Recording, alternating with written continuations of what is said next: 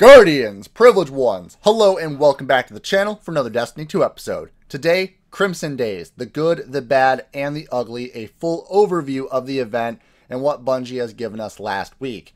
Now you all may know the event is over, so we're going to be talking about that from the very beginning to the end of the event, what we loved, what we hated, and give Bungie a full overview of what the community thought.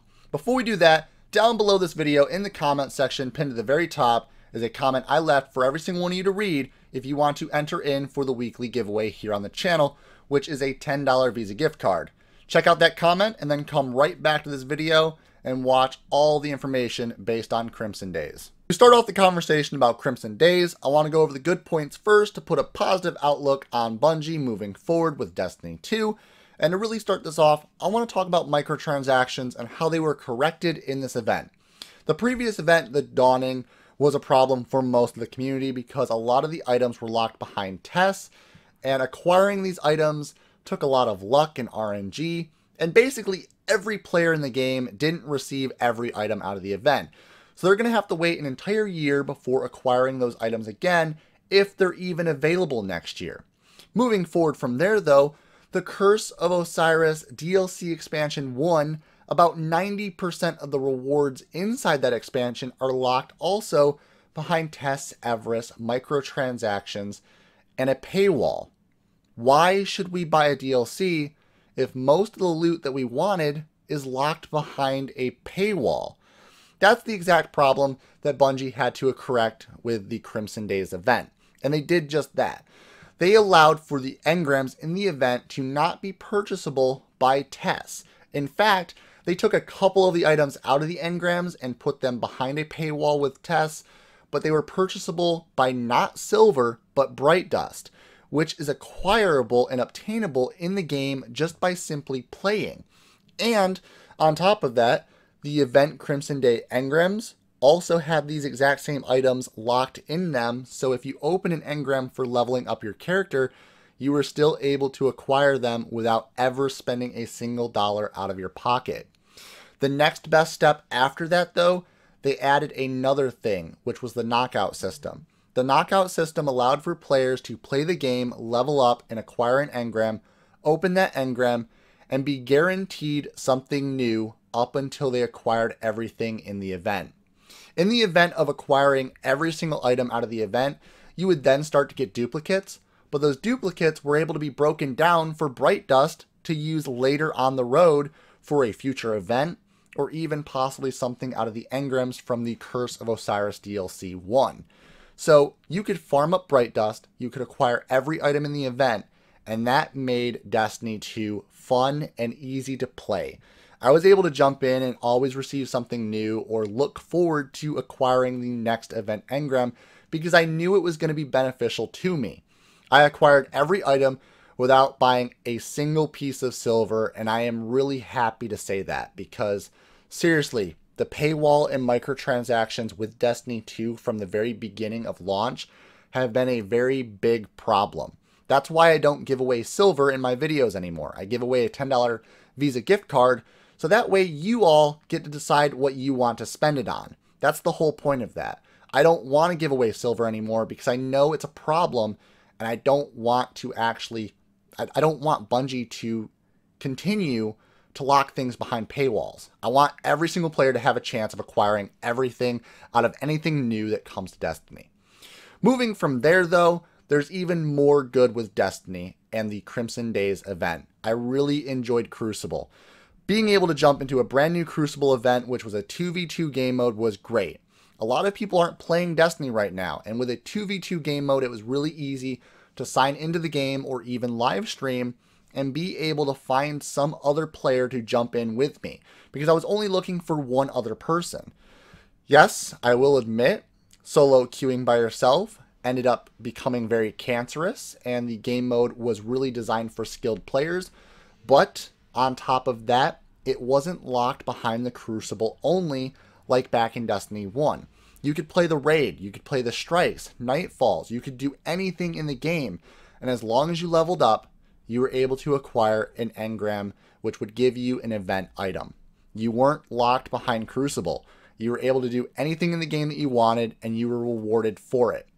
There were a couple of special items locked behind certain events like the raid, like the Nightfall, or playing the brand new Crucible game mode, but you were able to do that nonetheless. You were able to LFG, you were able to go into those events with friends, and when you completed these events, you had a chance or you were guaranteed that item from that event. And you wouldn't have to do that event again if you didn't want to, which was also really nice. With a new event like Crimson Days and all the good, there's obviously going to be something bad about the event that we can complain about. And what I really thought about was the fact that nothing new was given to the PvE-based players. PvP players that enjoyed Crucible had a brand new Crimson Doubles game mode, which was a 2v2 game mode that they could enjoy. Now the PvE players had the same Nightfall, the same raid, same patrols, everything. Everything in PvE remained the same. And jumping into PvE to grind the same old event can get pretty boring at times, especially when you're trying to grind for engrams and level up your characters when you're doing the same stuff over and over again. Why did the PvP players get a new event and the PvE players got nothing new to enjoy? There was even an emblem in the game that allowed you to track the number of kills against Guardians in the Crimson Doubles event, but there was nothing for the PvE players to enjoy. Back in the Dawning event, there was an emblem inside the Dawning that allowed for PvE players to go into strikes and patrols and grab a snowball, and if they killed someone with the snowball, they were granted with a kill counter for said snowball. I felt like they would have a specific emblem for, say, the PvE players and the PvP players, depending on what game mode you were playing. But no, there was one emblem given out to the PvP players, and the PvE players that completely ignored the Crucible didn't really get anything to show for it. I have over 1,000 kills in Crimson Doubles, but I also did enjoy the raid, the Nightfall, the strikes.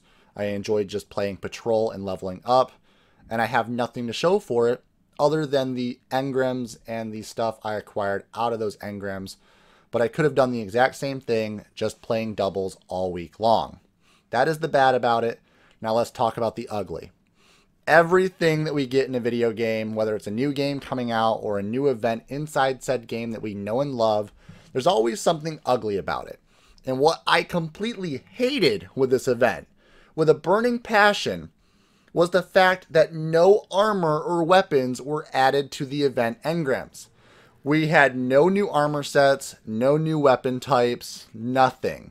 The only thing we acquired out of the event were some ghost shells, emotes, sparrows, and some ornaments for some exotic weapons that we already had in our arsenal.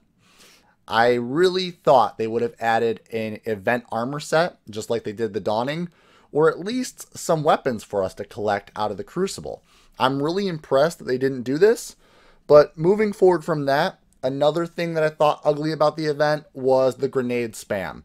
The fact that 2 Night Stalkers or 2 Titans completely ruled the meta was ridiculous. I'm a person that plays all Warlocks, so when I had a team of 2 Titans or 2 Hunters going up against me, it was very difficult to win. The smoke nades, the pulse nades, everything was overpowered, and yes, at times I felt very overwhelmed. I still enjoyed the Crucible, and I still was able to keep a platinum or a gold rating of Elo in the Crucible, but that's just because I had a skilled team. I had another player that was really skilled at the game, and myself playing inside a Crucible, and we really understand the game. But for anyone new coming into Destiny 2 and was playing Crucible, I guarantee you they hated their life because it was a very, very competitive game mode, and I just feel like you should have made the grenade spam a little less obvious, Bungie. I know when you were standing next to your teammate, you could spam your abilities non-stop, which I was. I was a Stormcaller Warlock running Pulse Nade, and I was also running my Healing Rift, which I was able to pop every 5 seconds, and I was also running Arc Soul for me and my teammate, and that's basically how Crimson Days, Crimson Doubles went. That was the entire event in a nutshell, guys. I hope you all enjoyed the full overview. This is the good, the bad, and the ugly of Crimson Days. If you have anything else to add to this video, I hope you guys leave a comment down below. Obviously, like the video if you enjoyed it and share it with your fellow Guardians. if you're new to the channel and you want to see more content like this, make sure to hit that subscribe button and click the bell to turn on notifications when I go live on live stream or I upload a new video. As always, for every single one of you out there, stay violent, be privileged. Oh, hi. VPG isn't here right now, but I guess you enjoyed the content. So over there is a logo you can click on. That will allow you to subscribe. More content up there, and behind the scenes daily content over here on the vlog channel. There you go. Enjoy.